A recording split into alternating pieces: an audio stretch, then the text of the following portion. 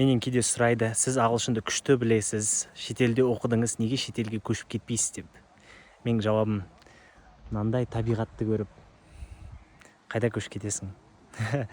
Шын айтқанда, жауабы тек қана табиғатта емес. Мен негізі шетелге көшіп көрдім. Менде тіпті шетелде 7 жыл тұрып, о жақта 30 жасыма, 35 жасыма дейін тұрып, әбден піскен маман болып қайтып келетін жоспарым болды. Сондай жоспармен Сингапурға көштім, 1 жыл о жақта жұмыс істедім. Және арманым жартылай орындалды. Бүкіл ойлаған нәрселерім пайда болды.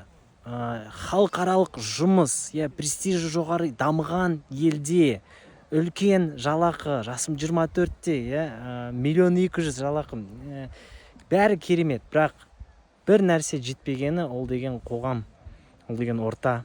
Сіңісе алмадым мен Сингапурда, қанша жүрсем де.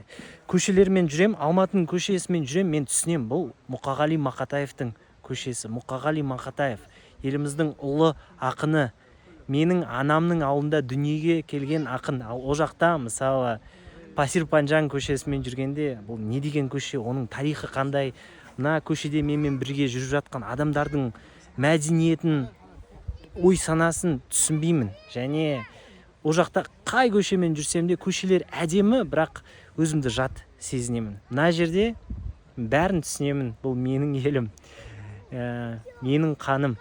Сондықтан Қазақстаннан көшу кейбір адамдарға оңай болса, мен үшін өте қиын.